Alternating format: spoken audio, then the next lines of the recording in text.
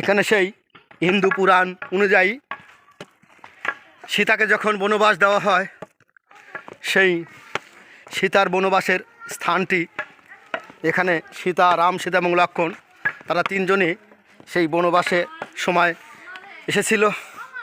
তাদেরই স্মৃতি কিছু চিহ্ন এখানে আছে। সেটা আছে শ্রী শ্রী সীতা মন্দির। মন্দিরটার নামই দেওয়া হয়েছে সীতা মন্দির। আপনারা আগে এগিয়ে যা দেখাচ্ছি। আমরা এসেছি সেই শ্রী শ্রী সীতা মন্দির। আর এই সীতা মন্দিরের যে সীতাকুণ্ড, সেই সীতাকুণ্ড, এই কুণ্ডর থেকেই এই সীতাকুণ্ডের নামকরণ, যেটা দেখতে পাচ্ছেন সীতাকুণ্ড। এই কুণ্ডতেই সম্ভবত সেই সীতা যখন বনবাসে ছিলেন, তার স্বামী রাম এবং দেবর লক্ষ্মণকে সঙ্গে নিয়ে এইখানে তিনি চান করছেন। তারই কুণ্ড এটা। সেই এখানে তিনি গোসল করতেন, সেই সীতাকুণ্ড। আর এই জায়গার নাম থেকেই এই অঞ্চলটির নাম হয়েছে সীতাকুণ্ড, যে একটি বড় একটি উপজেলা। এখন সীতাকুণ্ড একটি উপজেলা আপনারা দেখতে পাচ্ছেন। এটা মন্দিরটার ভিতরে, মন্দিরটার ভিতরে অত্যন্ত পুরাতন একটি মন্দির, খুবই পুরাতন, অত্যন্ত চমৎকার মন্দিরটা।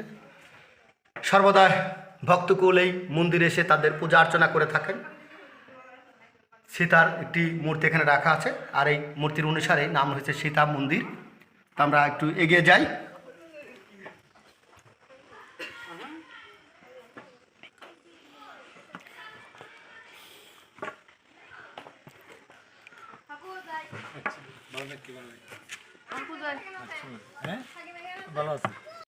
আমরা এখন রাম লক্ষ্মণ দুই ভাই যেটা গোসল করছে সেই স্থানটা দেখার জন্য এগিয়ে যাচ্ছি। অত্যন্ত ঐতিহাসিক স্থান। আপনারা আসলে সেই সীতাকুণ্ডে সীতার বনবাসের সময় যে স্থানটিতে তার অবস্থান করেছিল, একটু আগে যেটা দেখলাম সেটা হচ্ছে সীতা ওইখানে গোসল করছে। আর রামকুণ্ড, এখানে শ্রীরাম এইখানে এই কুণ্ডতে গোসল করতো। কুণ্ডটা এখন শুকায় গেছে, এমনি শুধুমাত্র তার স্মৃতিচিহ্ন হিসাবে একটি করে রেখেছে।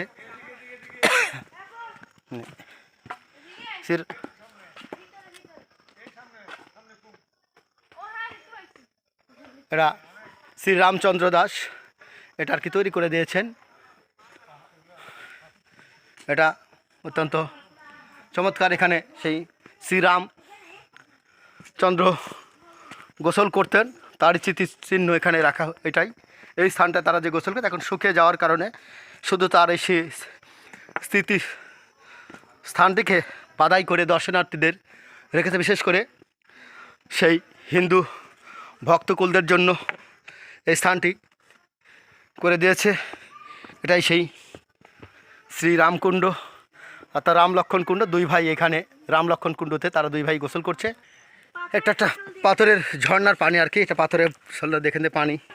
এই পানিগুলো বিশেষ করে হিন্দু পুণ্যার্থীরা এই পানিগুলো নিয়ে যায় তাদের পুণ্যের জন্য। পাথরের ঝর্ণা বেয়ে পানিগুলো অনেক উঁচুতে, কিন্তু পানি এখানে এসে জমা হয়।